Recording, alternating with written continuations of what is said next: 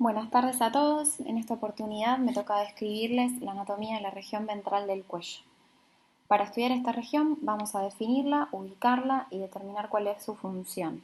Es una región que está ubicada en ventral de los cuerpos de las vértebras cervicales, desde el espacio intermandibular hasta la entrada del tórax. Contiene un montón de elementos que son importantes desde el punto de vista anatómico, pero también clínico y quirúrgico, ya que es utilizada para vehiculizar y dar protección al esófago, que es representante del aparato digestivo, así como a la laringe y la tráquea, que van a ser los representantes del aparato respiratorio. Vamos a encontrar en esta región elementos vasculares, nerviosos y linfáticos, así como glándulas del sistema endocrino que son muy importantes. Para la ubicación en el cuello, es una región cómoda para asegurar el trabajo clínicamente y es de utilidad para abordar sobre todo un vaso sanguíneo, que es el que señalamos acá, que es la vena yugular externa. ¿Sí? En este animal lo que se representa, esta persona está ingurgitando esta vena y esta vena se llena de sangre al colapsar en su parte más caudal, en su extremo más ventral del cuello, y podemos tomar una muestra de sangre, colocar un catéter y por palpación podríamos explorar obviamente a la tráquea, al esófago que están en esta región, a los músculos que la integran, también podemos palpar la laringe, podemos palpar la glándula tiroides y ya un poquito más introduciéndonos en el espacio intermandibular a la faringe y todo lo que es el aparato hioides. También recordemos que es una zona que está bien subcutánea. En este esquema del corte transversal que vemos en el centro podemos ver que la tráquea solamente está cubierta por estos pequeños musculitos que tenemos aquí por ventral, entonces si necesitásemos realizar una maniobra de urgencia, como por ejemplo una traqueotomía o una criquiotomía, que lo vimos en laringe, podríamos abordar directamente solo cortando la piel y divulsionando esos dos músculos.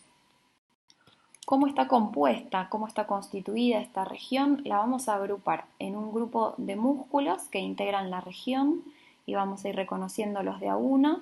Vamos a ver las fascias que están asociados a los músculos y a todos estos órganos y estructuras que la integran, la tráquea en todo su recorrido, el esófago, el sistema endocrino representado por la glándula tiroides y las glándulas paratiroides, vasos sanguíneos, así como mencionamos la vena yugular externa, la vena yugular interna, la arteria carótida común, sistema linfático e inmunológico, ¿sí? Porque vamos a tener no solo vasos linfáticos, linfonodos que conducen la linfa y actúan como defensa, sino que también el timo, que es un órgano primario de nuestro sistema de defensa y el de los animales, y luego se atrofia después de la pubertad.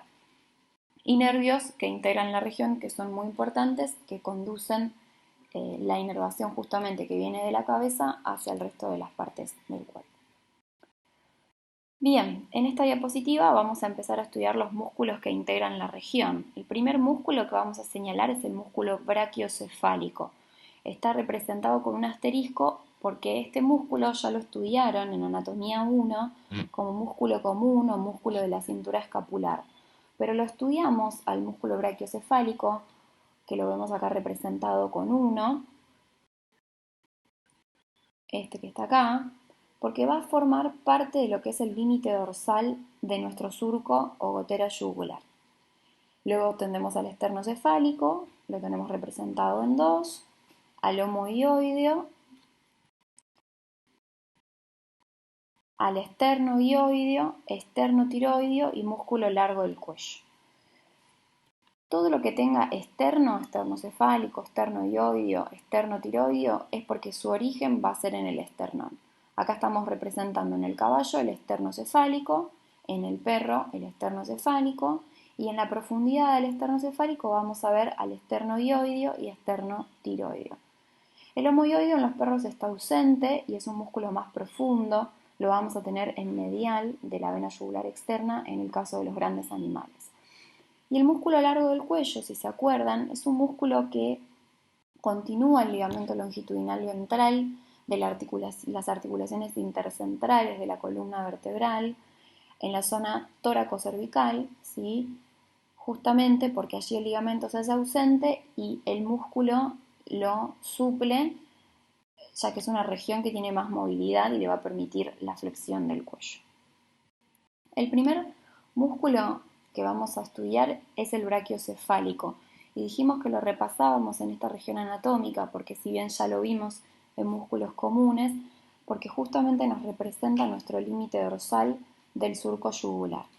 Este surco está representado en los grandes animales, equinos, porcinos, pequeños rumiantes y grandes rumiantes, por tres músculos que delimitan un canal o surco, o también conocido como gotera yugular.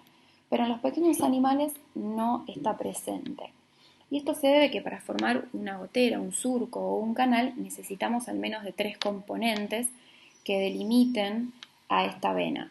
En dorsal, entonces vamos a tener al brachiocefálico, en ventral vamos a tener al esternocefálico y siendo el piso del canal o el límite medial al músculo homohioideo. En esta imagen no lo estamos viendo porque la vena yugular lo está cubriendo, ¿sí? Esta sería una vista lateral y esta sería una vista de frente o desde craneal, donde vemos al brachiocefálico, al esternocefálico y a la vena yugular externa de un equino.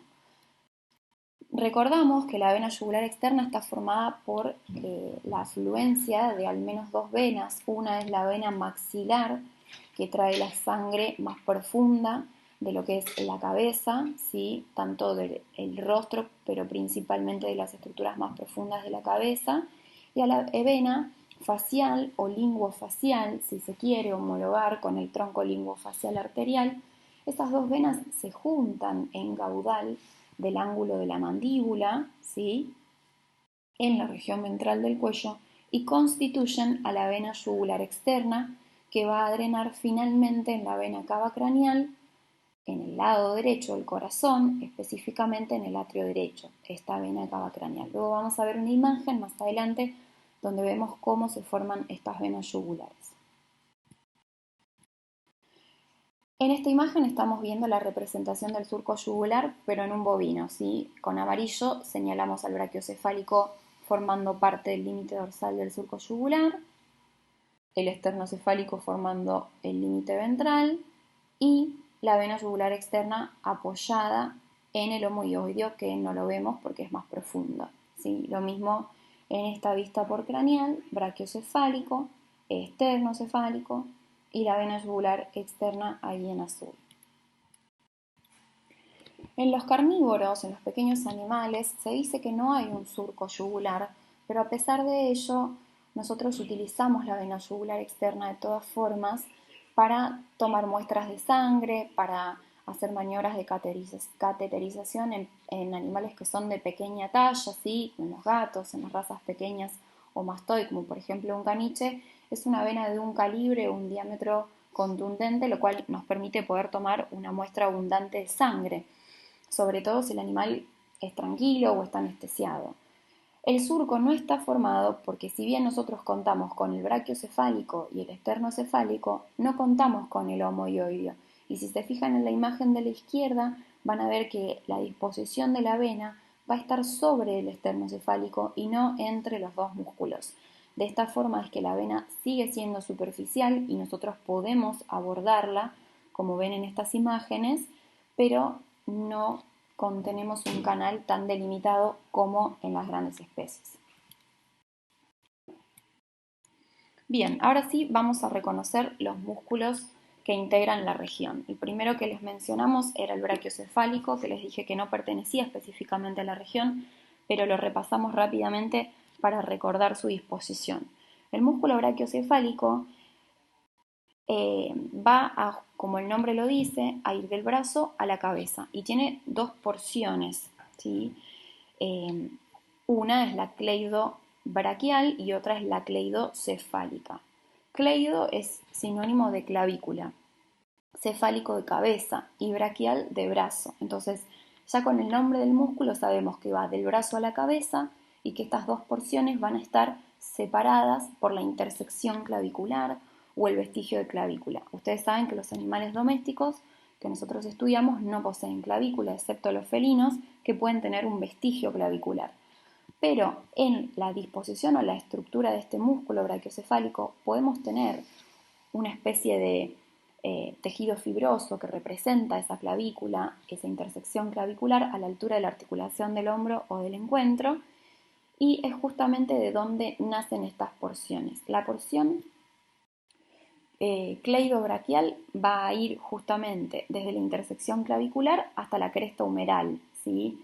Específicamente hasta la zona donde está el deltoides, fascia del hombro y del brazo, en todas las especies, ¿sí? Tiene esta dirección, desde la intersección clavicular, desde el hombro, hacia distal, ¿sí? Hacia la zona de la tuberosidad deltoides, como ven en la imagen. Y en cambio, la porción cleidocefálica va a ir desde la intersección clavicular, pero hacia dorsal o proximal, ¿sí?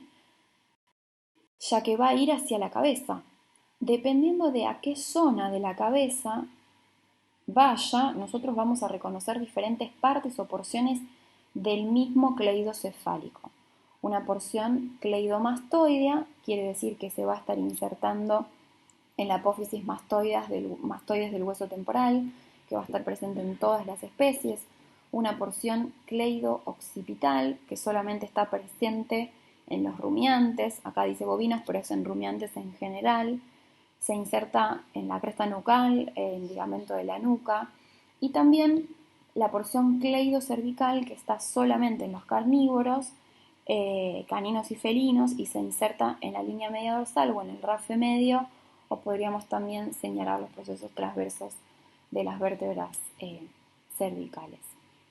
Estas dos porciones pertenecientes al mismo músculo, al brachiocefálico, forman parte justamente de este músculo que básicamente su acción, como dice el cuadrito en el margen inferior derecho, va a ser la extensión de la cabeza y cuello con el miembro en apoyo y la extensión del hombro cuando el miembro está en suspensión. Si recuerdan de cuando vieron las cinturas, este músculo ayudaba a dar el paso, el movimiento de avance o llevar el hombro o el miembro hacia craneal para que el animal pueda justamente dar un paso o avanzar, y se contraponía con la acción de este otro músculo común que era el dorsal ancho, ¿sí? Que llevaba el miembro hacia caudal o flexionaba el hombro. Bien, ahora vamos a ver el esternocefálico. El esternocefálico podríamos decir que es un músculo que pertenece a la región ventral del cuello porque justamente se está originando en el esternón, pero se comporta bastante similar a lo que nosotros hacemos con el brachiocefálico. Lo vamos a dividir en porciones según a dónde se inserta. El origen común es el cartílago del manubrio del esternón, que es un cartílago que se origina de la primera esternebra, la primera porción del esternón por ventral. Las inserciones que permiten diferenciar las distintas partes del músculo son estas: la esternomandibular, la esternomastoidea o esterno-occipital. La esternomandibular, como están viendo en la diapositiva, solo está presente en las grandes especies, ¿sí? Es decir, en los equinos y en los rumiantes.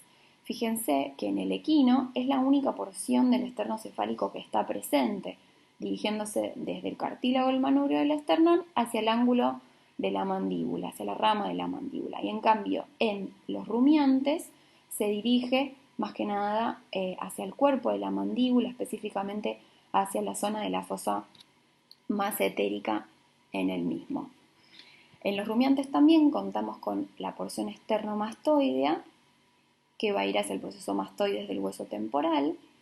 La misma está presente en el perro, y se le suma en el perro la porción esterno-occipital, que va hacia el hueso occipital y es la parte más dorsal de este músculo, ¿sí? Aquí es donde está apoyado justamente la vena yugular externa, como vimos en la diapositiva anterior. Bueno, en los humanos se llama esternocleidomastoideo y representa un mismo músculo yendo del esternón a la clavícula y al proceso mastoides del hueso occipital. Ahí estamos viendo una imagen ventral en un carnívoro para poder estudiar bien la disposición del esternomastoideo y del esterno-occipital, ¿sí? Las dos porciones del canino, ¿sí? Naciendo el cartílago del manubrio del esternón y dirigiéndose hacia el proceso mastoides del temporal o hueso occipital. Con 3 estamos identificando el brachiocefálico. Bueno, el esternocefálico, siendo un músculo hipoaxial, es decir, estando por debajo de las vértebras, como toda esta musculatura del cuello, va a generar principalmente una flexión de la cabeza y del cuello.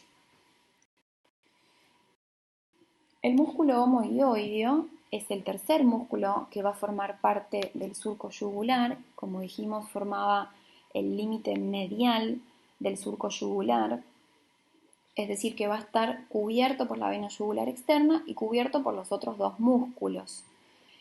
En equinos viene de la fascia escapular, específicamente sobre el origen o sobre el cuerpo de lo que sería el músculo supraespinoso que está ahí ocupando la fosa homónima, y va a pasar hacia la mitad del cuello de forma oblicua por medial a la vena yugular interna hasta insertarse en el basi-hioides. Homo de hombro, hioides de aparato hioideo. ¿Sí? Ahí vemos otra disposición más completa del homohioideo desde el origen hasta la inserción bien por ventral, y fíjense cómo la vena yugular externa cruza lateralmente al mismo. Este músculo, el homohioideo, va a retraer y llevar el hioides hacia caudal, ¿sí? Cuando se contraiga va a llevar el aparato hioides hacia caudal, y ese es un mecanismo que lo necesitábamos para la mecánica de deglución y respiración en las distintas fases. Bien, los siguientes dos musculitos que vamos a estudiar en muchos libros, sobre todo en las ediciones antiguas del Sison, se estudian como un solo músculo. Por eso van a ver en la imagen del margen izquierdo que dice esterno-hioideo más esterno-tiroideo, esterno-tiroideo. Antiguamente se lo estudiaba como un músculo único, ahora se habla de dos partes o dos músculos separados que son pares, y se ubican a ambos lados de la línea media. El esternohioideo yendo al aparato hioides y el esternotiroides. Ahí tenemos una imagen donde representamos a este músculo en un equino de frente y lateral y en un canino. Comparándolo, en esta imagen ventral estamos viendo el esternohioideo en celeste y el esternotiroideo en verde. En esta otra imagen de la derecha estamos viendo el esternotiroideo y el esternohioideo yendo más lateralmente. Estos musculitos, al igual que el homohioideo, van a hacer justamente lo mismo, van a retraer y llevar el hioides hacia caudal. El origen del esternohioideo y el esternotiroideo, como pueden ver, es igual que el del esternocefálico, pero más profundamente. El esternohioideo y el esternotiroideo se originan del cartílago del manubrio del esternón, y la inserción va a ser para el esternohioides el cuerpo del hioides, la base del hioides, el basi-hioides, bien por ventral, y más lateralmente el esternotiroideo, ¿sí? Fíjense que es tiroideo, no hay una H en el medio, ¿a dónde va a ir? Y sí, específicamente al cartílago tiroides de la laringe, ¿sí? Lateralmente a la lámina de ese cartílago tiroides.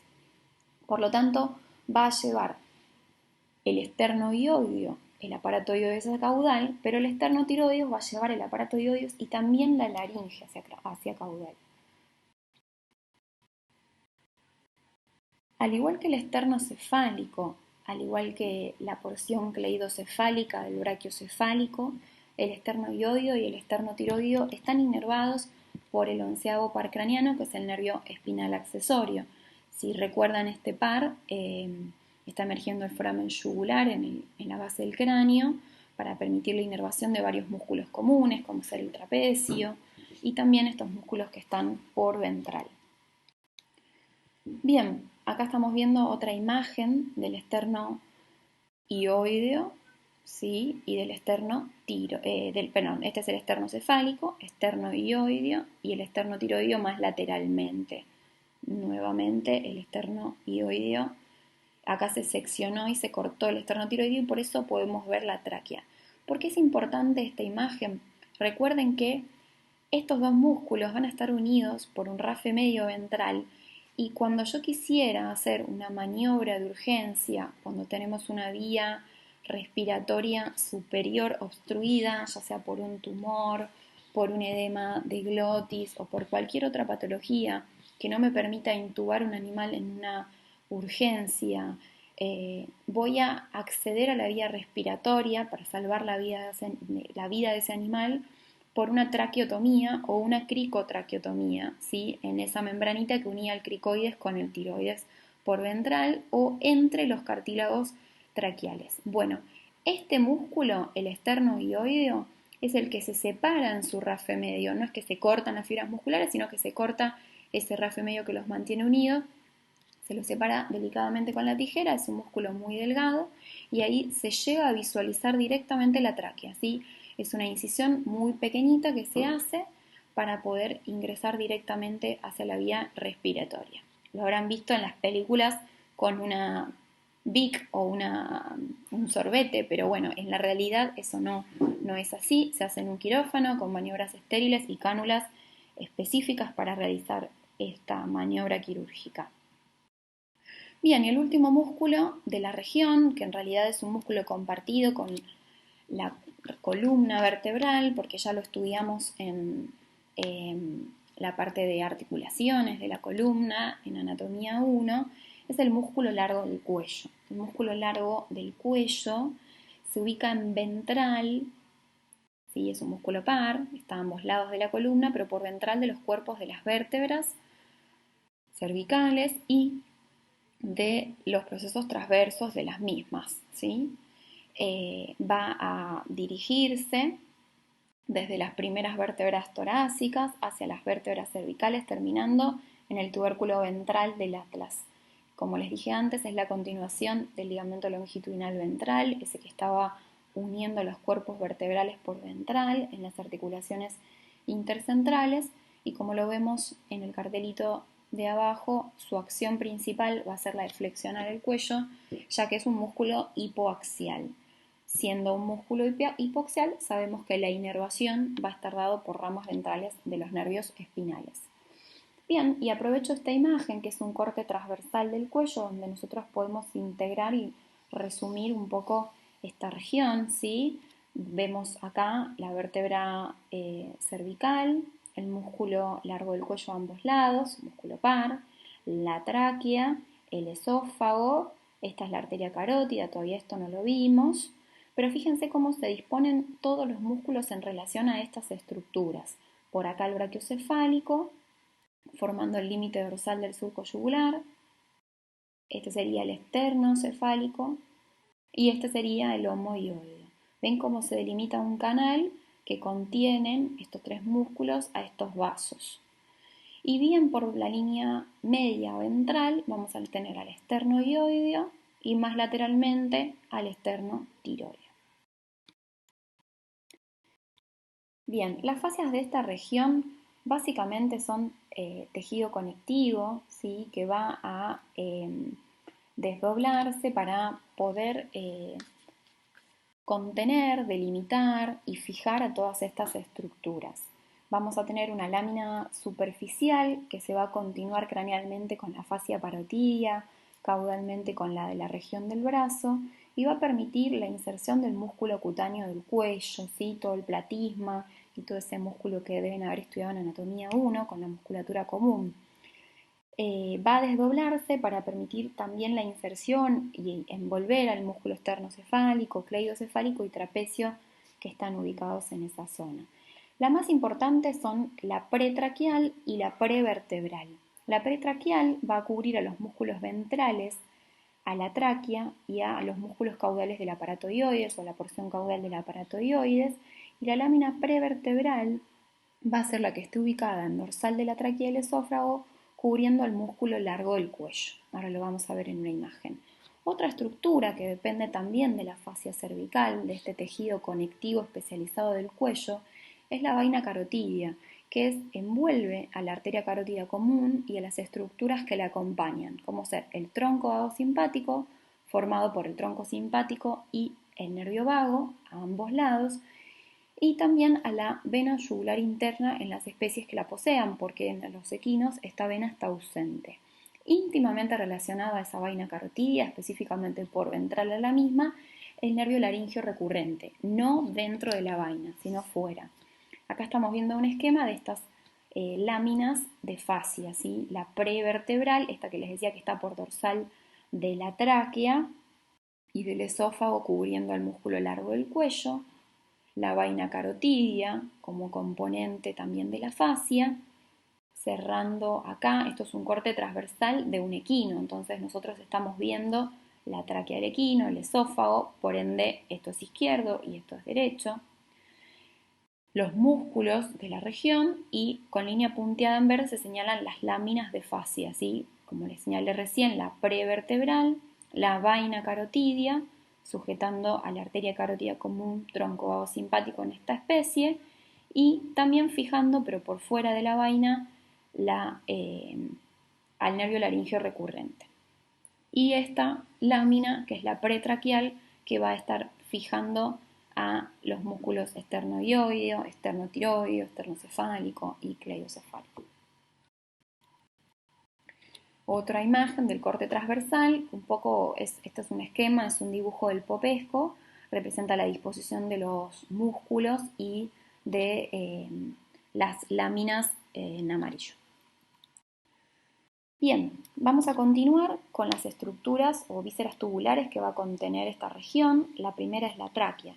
La tráquea es un tubo cartilaginoso que no es colapsable, ¿sí? Es flexible a lo largo de toda la vida y como lo ven, así como si fuera ese tubo corrugado de la luz, no sé si prestan atención alguna vez a esos tubos naranjas que contienen los cables de luz que van por dentro de las paredes. Bueno, similar, muy similar, un tubo bien flexible e inmóvil. Piensen que el cuello tiene mucha movilidad y por tanto en su flexión, si nosotros comprimiríamos a la tráquea si este tubo no fuera flexible. Va a continuar la vía respiratoria desde la laringe hasta alcanzar la raíz del pulmón, donde allí se va a bifurcar en dos bronquios principales en la mayoría de las especies, uno izquierdo y uno derecho. Y digo en la mayoría de las especies porque en los rumiantes y en los cerdos van a ver que hay un bronquio, un tercer bronquio, que es el bronquio traqueal, que está yendo al lóbulo craneal del pulmón derecho. En esa zona de división vamos a identificar a la tráquea, voy a avanzar en las imágenes para mostrárselos. En la zona interna, fíjense que se va a formar cuando se divide esta tráquea en un bronquio principal izquierdo y derecho, ¿sí? Por dentro, internamente, si nosotros miramos desde la luz, vamos a ver como una cresta que va a dividir como un tabique a esa bifurcación traqueal, que se llama carina, como el nombre de mujer, traqueal. Carina traqueal, justamente entonces es una cresta tabique interno que está en la división de la tráquea en esos dos bronquios principales. Esta tráquea está cubierta por la superficie ventral de las vértebras cervicales, dorsalmente, específicamente por el largo del cuello, como vimos antes. Ventrolateralmente la van a rodear todos los músculos que viajan del esternón, como vimos el esternoioideo, el esternotiroideo, parte del homoioideo, dependiendo en qué zona o en qué especie estamos. Y por eso recordamos la relación bien ventral que tiene la tráquea con este esternotiroideo para las maniobras de traqueotomía.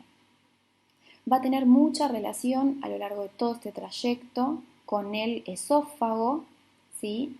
La ubicación del esófago respecto a la tráquea va a ser variable según a qué altura del cuello estemos, porque en el tercio medio del cuello, más o menos entre la cuarta y sexta vértebra cervical, el esófago se va a hacer lateral izquierdo, ¿sí? Pero en general su disposición es dorsal a la tráquea. El esófago está siempre por dorsal, pero entre la cuarta y sexta cervical ahí se lateraliza hacia la izquierda y luego vuelve a montarse dorsalmente, ingresan al tórax y luego la tráquea se bifurca a la altura del mediastino medio dentro del tórax.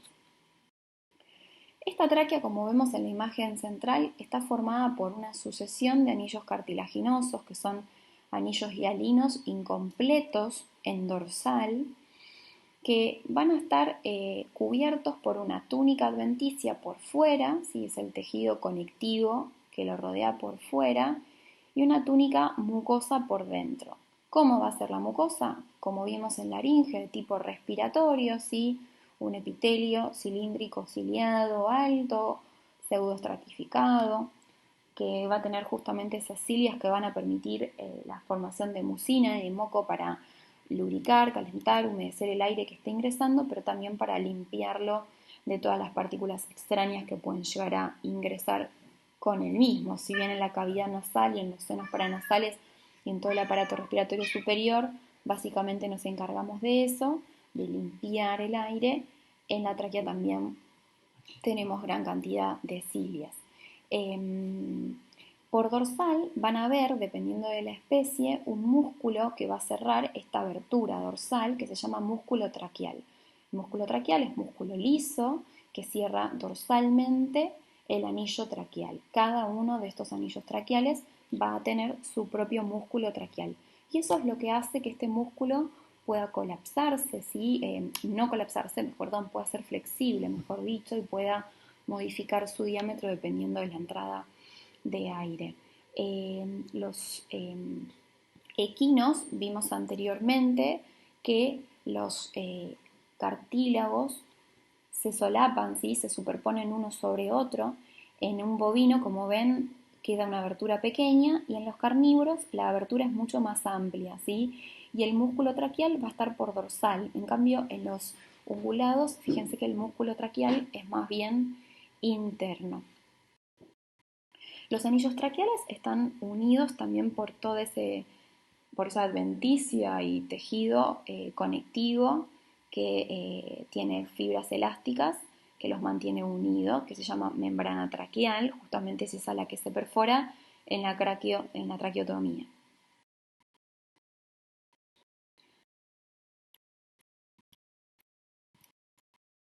La siguiente víscera hueca que vamos a estudiar es el esófago, que como vimos recién está íntimamente asociada a la tráquea, va a dirigirse desde su origen, ¿sí? Este tubo o músculo membranoso en la laringofaringe, ¿sí? Acuérdense que la orofaringe está por ventral, la nasofaringe por dorsal y la laringofaringe comunicando todo lo que es vía digestiva con respiratoria, conectando ahí. Entonces de la laringofaringe se va a dirigir hasta el estómago, ¿sí? Vamos a tener una parte cervical, que es la que vamos a estudiar ahora, una parte torácica, que la van a ver dentro del mediastino, y una parte abdominal que es muy pequeña, donde va a desembocar en el cardias, que es la primera porción del esófago, del estómago, del lado izquierdo de la cavidad.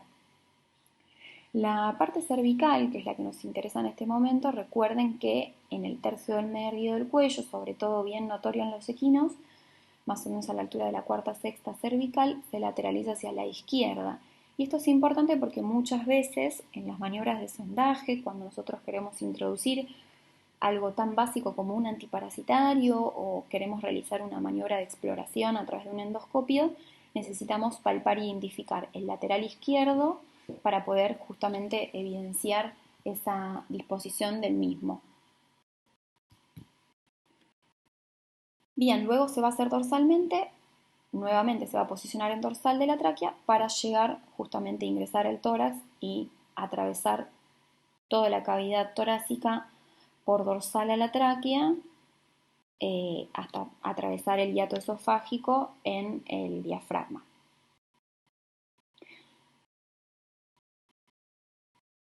Bueno, este esófago va a tener relaciones importantes. Piensen que no van a ser las mismas relaciones del lado izquierdo que del lado derecho.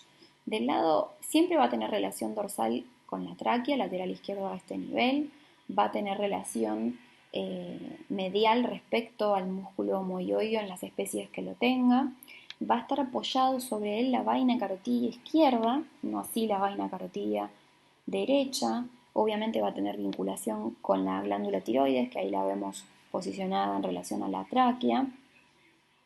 Y como es una víscera hueca, va a tener una constitución normal de víscera hueca, ¿sí? No sé si se acuerdan, pero vimos que las vísceras huecas, en generalidades de anatomía 2, vieron que están formadas por una serosa externa, una muscular que va a variar dependiendo de la víscera en la que estemos y la función que tenga esa víscera, la disposición de las fibras que tengan.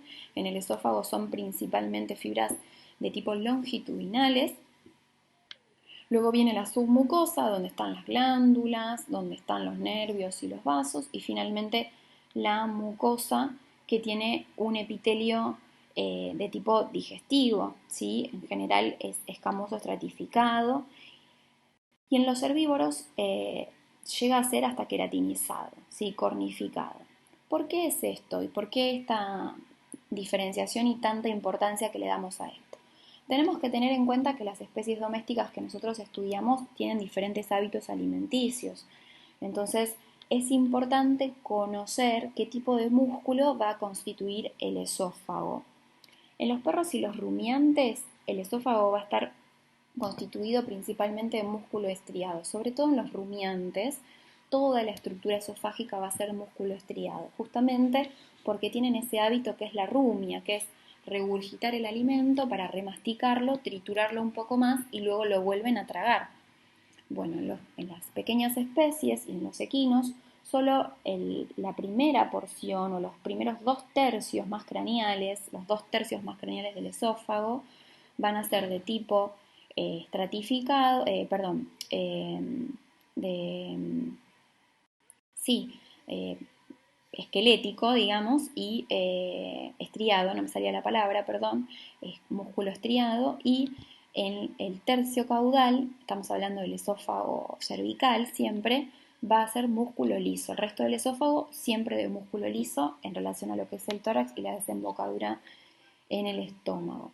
¿Y por qué nos interesa esto? Porque la inervación va a ser diferenciada, ¿sí? En la musculatura, que es de tipo estriada, esquelética, sabemos que la inervación es voluntaria, justamente porque la primera fase de la deglución es voluntaria. Y en cambio, en la musculatura lisa, la inervación va a ser involuntaria. Yo no puedo coordinar, si yo estoy tragando un mate en este momento, todo el recorrido de esa deglución en el deglutir al inicio sí y luego no, ¿sí? La inervación la van a llevar principalmente los nervios vagos, que van a estar acompañando en todo su recorrido prácticamente al esófago, tanto el parasimpático como el simpático a través del tronco vago simpático, ¿sí? Luego, en inervación de cabeza, van a ver más detenidamente estas características. Bien, vamos a ver las glándulas endocrinas del cuello que tenemos en la región ventral del cuello. La más importante es la glándula tiroides. Como ven, la glándula tiroides en las distintas especies puede estar constituida por dos lóbulos y unirse por un puente ventral o istmo, ¿sí? En los grandes animales está presente el istmo y en los pequeños animales muy ocasionalmente puede haber un istmo. Los humanos siempre tenemos un istmo que une los dos lóbulos por ventral. Van a estar en relación a los primeros anillos traqueales, tercera, cuarto anillo traqueal. La función de la glándula tiroides es justamente sintetizar hormonas, porque es una glándula del sistema endocrino. Ahora vamos a ver un poquito cómo es que se lleva a cabo. Y se ubican a ambos lados de la tráquea, dorsolateralmente a la misma, ¿sí? Unidos ahí por esa fascia que vimos antes, por esa lámina prevertebral y pretraqueal. Se describen como lóbulos izquierdo y derecho, formados por este tejido glandular bien típico y el istmo por ventral. Tienen una cápsula fibrosa que los va a rodear y muchas veces podemos encontrar tejido tiroideo ectópico, ¿sí? Que puede estar en relación a la lengua o en relación al corazón. Algunos autores los describen como glándulas tiroides accesorias. Son atípicos y es un tejido, como les dije, ectópico. En relación íntima a la tiroides vamos a tener a las paratiroides, que ahora las vamos a mencionar. Acá estamos viendo otra imagen, cómo vemos los dos lóbulos, ¿sí? En relación a la tráquea y toda la irrigación que le llega a la misma. Y como ocasionalmente en los carnívoros podemos llegar a tener un istmo.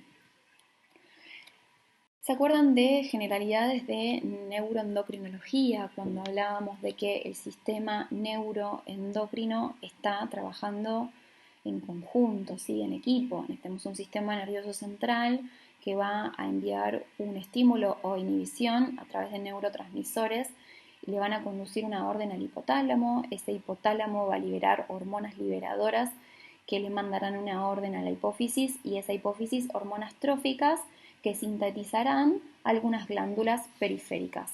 Y esas glándulas, a través de esas hormonas que van a viajar por la sangre, van a generar efectos inhibidores, ¿sí? O sintetizadores de otras hormonas o acciones específicas, como es en el caso de la regulación del eje tiroideo, ¿sí? Es un eje neuroendocrino que empieza en el hipotálamo a través de la liberación de este factor liberador de hormonas tirotróficas, que son es el TRH, y esta hipófisis recibe la señal y sintetiza TSH. Esa TSH es la que nos va a mandar la orden a la glándula tiroides para que libere dos hormonas finales, la T4 y la T3, ¿sí? La tetraiodotirosina y la triiodotirosina. Esa T4 y T3 van a ser las que generen un efecto inhibidor en el eje, pero alentador o depresor de lo que es el metabolismo general del cuerpo, porque básicamente la tiroides lo que hace es regular el metabolismo corporal general, ¿sí?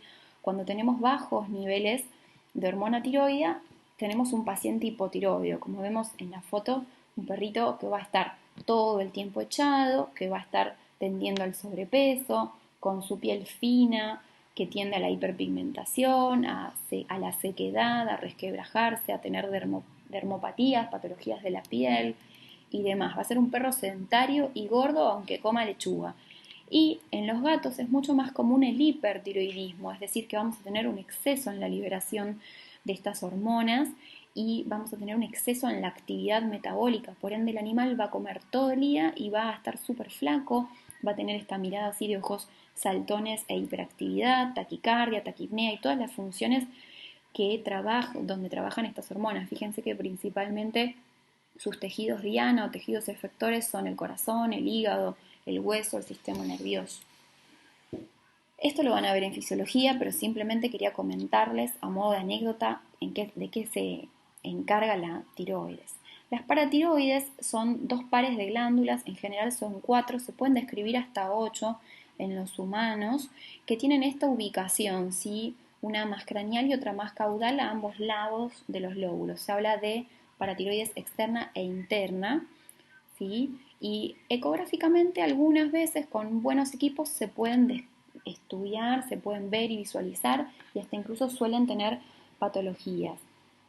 Las paratiroides en general se van a encargar de regular el metabolismo del calcio, ¿sí? A través de la liberación de una hormona que se llama calcitonina, que trabaja sobre el hueso, regulando el metabolismo del calcio y también del fósforo secundariamente, principalmente del calcio. Bien, respecto al sistema inmunológico y linfático, sabemos que tenemos el timo, que es una glándula que va a estar principalmente en el tórax, pero tiene una porción cervical y por eso la volvemos a repasar en esta región, ¿sí? El lóbulo cervical del timo, la van a volver a ver en mediastino y reconocer sus partes, pero bueno, cuando la estudien recuerden que además de estar en el mediastino, es decir, adentro de la cavidad torácica, en los rumiantes, principalmente, como vemos en estas 3 fotos de abajo, esta glándula timo se puede extender e incluso tomar contacto con la glándula mandibular y parotidia, ¿sí? En sí, el timo se conoce como la molleja del animal, ¿sí? En lo que refiere al asado criollo, porque justamente es el tejido glandular que se saca todo junto en los terneros. Ustedes saben que las faenas se hacen en animales jóvenes, entonces el timo está presente en los primeros estadios de la vida para sintetizar linfocitos T y luego se atrofia y eso se encarga principalmente la médula ósea y otros órganos linfoides primarios. Tiene 2 porciones, una porción cervical, que es la que estamos visualizando acá en este ternerito, y una porción torácica. La torácica es la que por ahí puede persistir más tiempo en la vida del animal. Como se ve en la imagen del margen superior izquierdo, en los rumiantes y los cerdos esta porción cervical está bien desarrollada, en los equinos está poco desarrollada y en los carnívoros está prácticamente no desarrollada, solo está presente la porción torácica, ¿sí? Y esto es que justamente muchas veces confunde cuando a la hora de hacer una ecografía podemos encontrar ocasionalmente tejido glandular que no corresponde a la tiroides ni a las paratiroides y puede ser que sea algún animal, un individuo que básicamente manifiesta este timo. Es muy raro que suceda. El timo no se atrofia en su totalidad, queda a lo largo de toda la vida chiquitito, ¿sí? Pero puede en algún momento reactivar su tejido y terminar haciéndose tumoral. Muchos timomas o tumores malignos o benignos de esta glándula. Respecto al sistema linfático, sabemos que la linfa es un tejido derivado en realidad es un fluido, perdón, derivado de lo que es el filtrado de la sangre, el cual está conduciendo líquido del tercer espacio, del espacio tisular, hacia las grandes cisternas linfáticas y llevándolo a los linfocentros o linfonodos o linfonódulos y también a los órganos linfáticos primarios para regular las defensas del cuerpo. Lo van a estudiar más adelante con más interés. En histología, en embriología, en inmunología, en diferentes materias se vuelve a tratar, pero quería destacar justamente que el tronco traqueal o tronco yugular es el que está llevando la linfa del cuello y hay ciertos linfonódulos que son explorables en el cuello que tienen importancia, ¿sí? Así como van a ver que hay linfonodos explorables a nivel de lo que es el aparato locomotor y en la cavidad torácica y abdominal. En el cuello también hay linfonodos o linfocentros que son importantes en todas las especies. Ahí tiene una imagen del bovino, del equino y una imagen de cómo van a reconocer luego las partes de este linfonodo que pueden tener una función aferente o eferente, es decir, recibir linfa o derivar la linfa a través de los conductos linfáticos.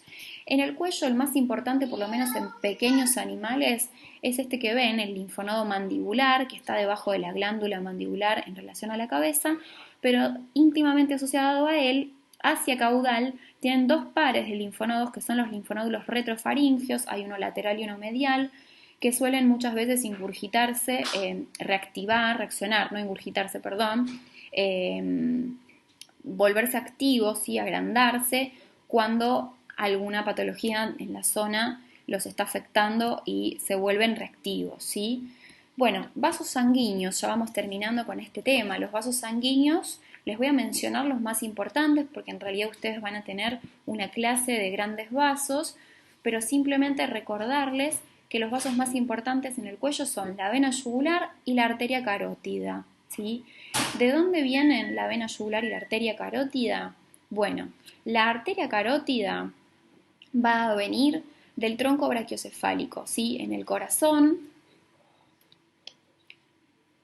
Voy a avanzar una diapositiva más para mostrarles la irrigación comparada en las distintas especies porque tenemos diferencias entre especies, ¿sí? Vamos al equino, que es nuestra especie patrón. Del ventrículo izquierdo va a salir la arteria aorta, que es esta que está señalada acá en amarillo, y del ventrículo derecho el tronco pulmonar o arteria pulmonar, ¿sí? De los ventrículos salen las arterias y a los atrios llegan las venas. Lo van a ver en la clase de corazón. Pero lo que tengan en cuenta es que de esta primera porción de la aorta ascendente y luego callado aórtico, cuando la aorta se curva, va a dar esta arteria importante que se llama tronco brachiocefálico, va al brazo y a la cabeza. Del tronco brachiocefálico, en las grandes especies y los cerdos, va a salir el tronco bicarotidio. Y de este tronco bicarotidio van a originarse las dos arterias carótidas comunes, que una vez en la zona del ángulo mandibular se van a dividir en carótida externa e interna. La interna va a ir al encéfalo, la externa va a ir a la cabeza. Básicamente, fíjense que son las primeras arterias en salir. La primera arteria que da la aorta se llama arteria coronaria, que es para irrigar al corazón. Y la segunda arteria importante es este tronco brachiocefálico que va a ir directamente hacia formar las arterias carótidas y también las arterias vertebrales que luego las van a ver, que van a ir al cerebro, ¿sí? Por ende, los tejidos más importantes y primordiales a irrigar son el corazón y el cerebro, y por eso son las ramas principales y primarias de los grandes vasos. Hay una diferencia entre especies y por eso les puse esta diapositiva, que es que en los perros y los cerdos podemos tener un origen diferencial de las arterias subclavias, que son estas que están acá, que se van a ir hacia el miembro, no nos interesan ahora, pero principalmente en perros que no hay un tronco bicarotídeo. Fíjense que las arterias carótidas salen directamente del tronco brachiocefálico, pero en forma separada, ¿sí? Así como arteria carótida común izquierda y arteria carótida común derecha. Acá lo vemos en la imagen, ¿sí? Señaladas con 6 arterias carótidas común izquierda y derecha. Siempre las arterias las vamos a ver del lado izquierdo del tórax. Y respecto a la circulación venosa, dijimos que la vena más importante del cuello era esta, la vena yugular externa. Esta vena yugular externa va a estar llegando hacia el atrio derecho, ¿sí? Que es donde se recibe la sangre desoxigenada, y de ahí va a ir al ventrículo derecho y por el ventrículo derecho salir por esa arteria pulmonar para realizar luego la hematosis en el intercambio gaseoso. No importa ahora ese recorrido circulatorio porque lo van a repasar con corazón, pero tengan en cuenta que las venas yugulares externas están trayendo la sangre de la cabeza y del cuello hacia la vena cava craneal y está llegando al atrio derecho. Hay una diferencia en cómo se forman estas venas yugulares externas en las especies. Respecto a cómo se forman en la cabeza, ya lo vimos. Vienen de una vena maxilar y facial o linguofacial, y caudal al ángulo de la mandíbula, ahí se formó esa vena yugular externa. Bien, en los carnívoros, en todas las especies, mejor dicho, menos en los equinos, también y más profundo, acompañando a la carótida interna, a la carótida común, perdón, ven que discurre paralelamente la vena yugular interna. ¿Sí? Esa vena acompaña en su recorrido y también trae o drena la sangre de cabeza y cuello, pero más su profundidad, así como de la tiroides, de la tráquea y esófago, todas las estructuras relacionadas, ¿sí? Hay un puente venoso que está uniendo en la zona intermandibular, seguramente lo vieron con cabeza, ¿sí? Que va a estar también recibiendo el afluente de los vasos tiroides y faringios. Pero lo que les decía respecto a esta imagen es que en la formación de la vena cava craneal podemos tener diferentes afluentes, ¿sí? En los equinos se forma de estas dos venas yugulares externas un tronco biyugular que recibe a las dos subclavias de los miembros y finalmente vuelca su secreción en la cava craneal, su sangre, ¿no? Su secreción, y esa cava craneal al atrio derecho junto con la cava caudal que trae la sangre de los miembros pelvianos y pelvis principalmente. Y la vena cava craneal en los carnívoros y los cerdos, en cambio, se forma por separado del afluente de las dos venas yugulares externas e internas, ¿sí? Fíjense que acá se juntan esas dos venas en una vena brachiocefálica, y esa vena brachiocefálica que se formó del afluente de la vena yugular externa, yugular interna y subclavia, que viene del miembro, va a finalmente volcar la sangre a la vena cava craneal o formar la vena cava craneal, ¿sí? Básicamente, en síntesis, en los carnívoros y los cerdos hay venas brachiocefálicas interpuestas entre la yugular y la cava craneal.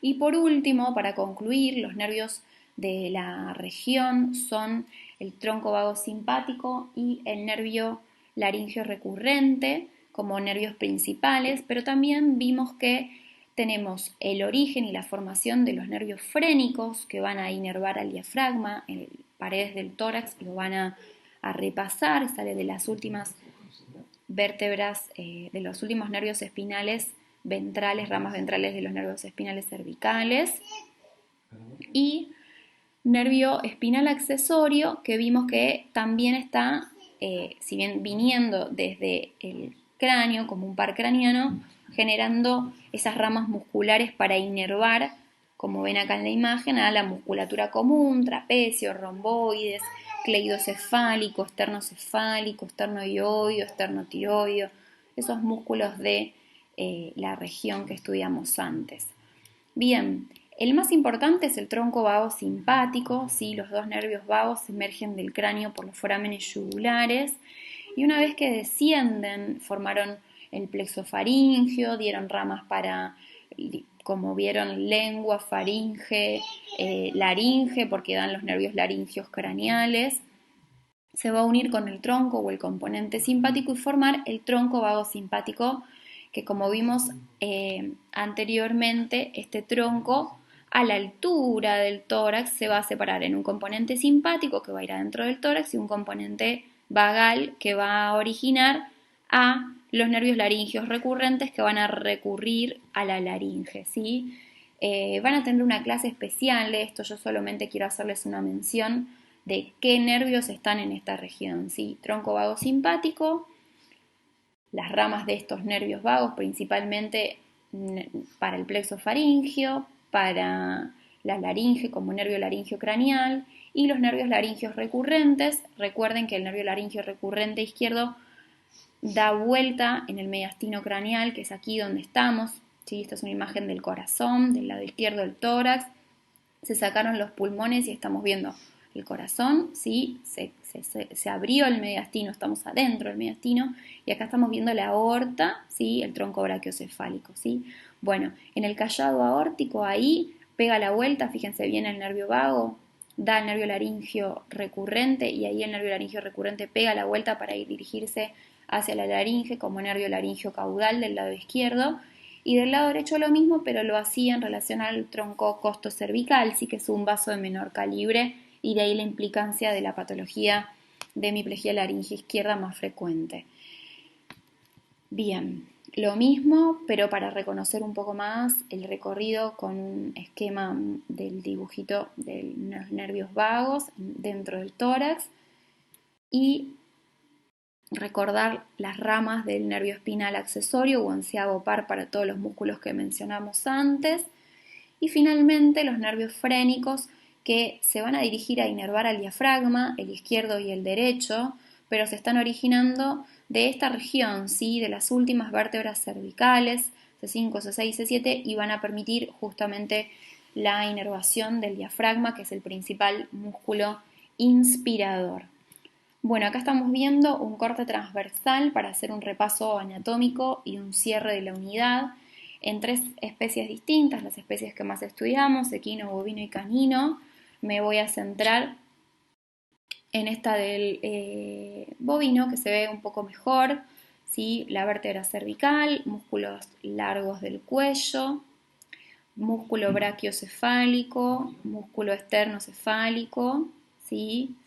Músculo omoioideo, vena yugular externa, arteria carótida común dentro de la vaina carótida junto con la vena yugular interna y el tronco vago simpático, el nervio laringio recurrente, recuerden que va a estar bajo, la tráquea en el centro, ¿sí? De la región ventral, protagonizando ahí esta región ventral del cuello, el esófago dorso lateral izquierdo, ¿sí? Dependiendo de dónde hagamos el corte, lo podemos ver acá, montado en dorsal, o lo podemos ver lateral izquierdo, ¿sí? Lo mismo del otro lado, y bien por ventral los músculos esternoioideos, en este caso faltarían los esternotiroideos más lateralmente.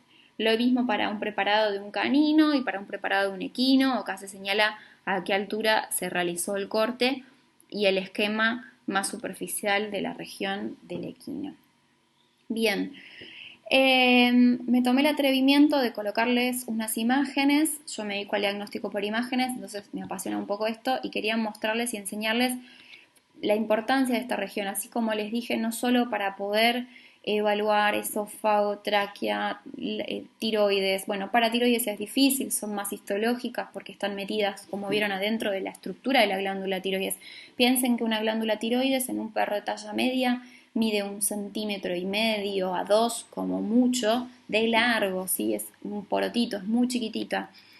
Cuando están patológicas, sí, ahí se palpan más. Pero bueno, exploramos la zona, ¿sí? Para identificar si es que hubiese alguna masa, se explora la zona de la laringe, del aparato dioides, ¿sí? Esta es una radiografía simple, es una radiografía digital, es un método de diagnóstico simple de cabecera para estudiar el cuello, principalmente para evaluar el tejido óseo, ¿sí? Pero por ejemplo, si yo quisiera evaluar la anatomía del esófago, porque pienso en una patología como un megaesófago, que es una patología congénita en general, para ver la disposición de la tráquea, para ver si estos cartílagos, que son de naturaleza hialina, eso nos quiere decir que con los años se pueden osificar, se están calcificando, si hay una estrechez en la luz, hay un colapso traqueal, que eso también es una patología congénita, o hay un enfisema en el caso de algún trauma y demás.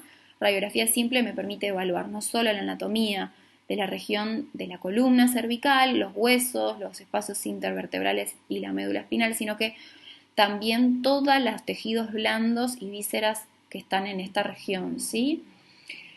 La ecografía es el método de rutina más común para evaluar la región anatómica ventral del cuello. Yo les voy a poner todas las imágenes para que podamos repasar un poco todo, ¿sí? En este videito que les voy a mostrar acá, lo que se está haciendo es un sondaje nasogástrico, es decir, introducir una sonda por la nariz del caballo hasta el estómago. Esa sonda se mide, ¿sí? Desde la nariz más o menos hasta el 9º, 10º espacio intercostal, que es donde va a estar proyectado el cardias, que es el inicio del estómago, y la vamos a introducir recorriendo y pensando todos los pasos que tendríamos que hacer para llegar a abordar, ¿sí? una región, introducir una sonda, ¿sí? Yo lo que quiero que vean en este video principalmente, lo voy a avanzar para no perder tiempo, igual ustedes después lo tienen, se ingresa por el hollar, teniendo en cuenta el falso hollar, vamos bien por el meato nasal ventral, atravesamos la cavidad nasal propiamente dicha, atravesamos las coanas, y llegamos a la nasofaringe, y de la nasofaringe vamos a querer ir al esófago, ¿sí? Por ende vamos a ir dorsalmente y llegar al esófago. Y una vez que estamos en el esófago, ¿cómo nos damos cuenta de que estamos en el esófago? Ay, no me digan que justo ahí se me cortó el video. Bueno, el animal va a deglutir y vamos a ver bien la sonda. Ay, lamentablemente no se me ve, pero en el video original, que ustedes lo van a tener, se ve acá, ahí, esta partecita.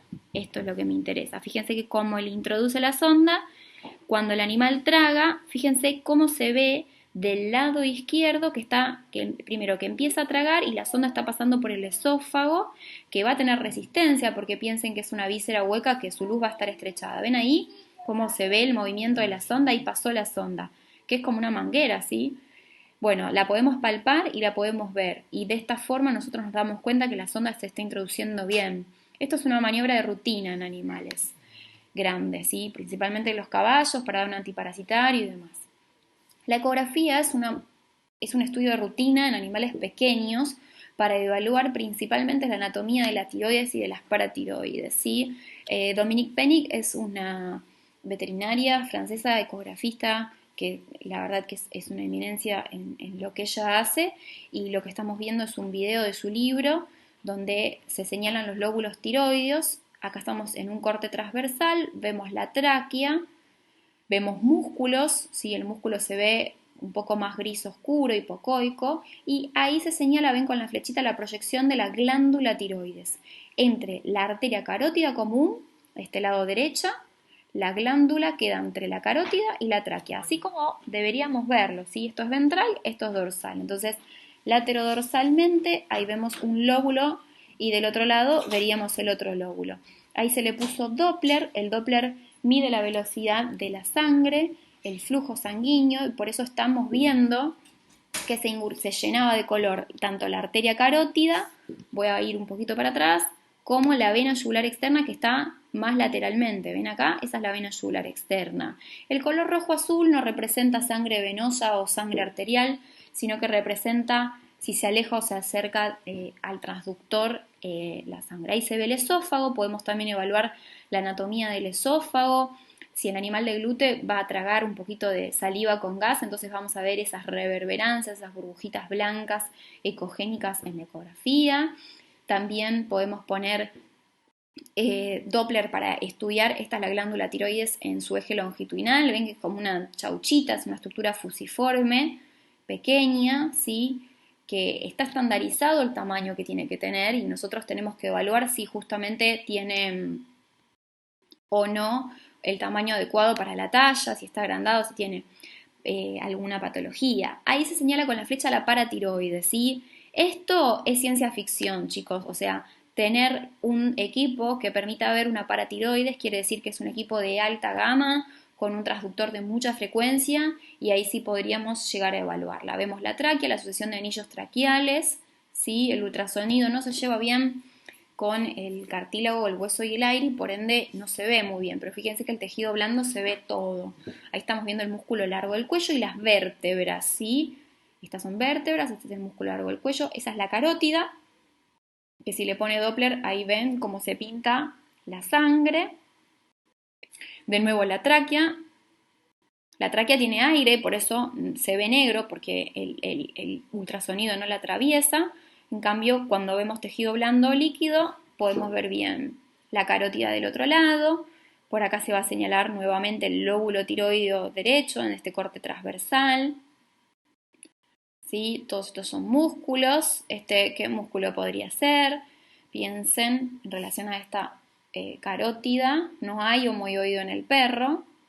Así que tiene que ser o el externo o el brachiocefálico. Ahí vemos la otra glándula tiroides, comparamos simetría y demás. No quiero extenderme en este estudio, pero también hasta podemos ver la laringe, ¿sí? En la inspiración, cómo se mueve, fíjense cómo se abducen la glotis, ¿sí? Se abducen las cuerdas vocales y ingresa aire y se vuelven a cerrar y se aducen, se cierran hacia la línea media esos cartílagos aritenoides y podemos estrechar la luz. Muy interesante, se los dejo para que lo vean. Podemos ver los linfonódulos retrofaringeos que yo les decía que se podían reactivar. Piensen que si hay un tumor de tiroides o un tumor en la región, estos ganglios van a agrandarse y pueden hacerse tumoral.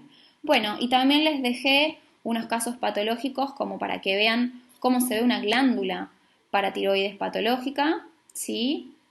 Que es algo súper atípico, ven que se ve más redondeada, hipoecoica, ven ahí se ve como un nódulo adentro de la estructura de la glándula. Esa sería una paratiroides hiperplásica. Y en este caso, de acá abajo, les dejé un tumor, pero de la glándula tiroides. Fíjense que cambia mucho la anatomía. Es una glándula grande, globosa, heterogénea, que está alterando la anatomía normal. Acá está la tráquea, acá está la tiroides. Y fíjense el espacio gigante que queda entre tráquea y carótida, ¿sí? Heterogénea, con áreas de calcificación y demás. Bueno, espero que les haya sido de utilidad esta clase. Les dejo la bibliografía, que es la bibliografía que recomendamos siempre. Entiendo el cansancio, quizás es un poco extensa, pero es una región que requiere mucho interés anatómico desde el punto de vista clínico y práctico, y por eso me tomé el atrevimiento de dedicarle este tiempo. Y bueno, no duden en consultar en el foro cualquier pregunta que tengan. Muchísimas gracias y espero que sigan bien.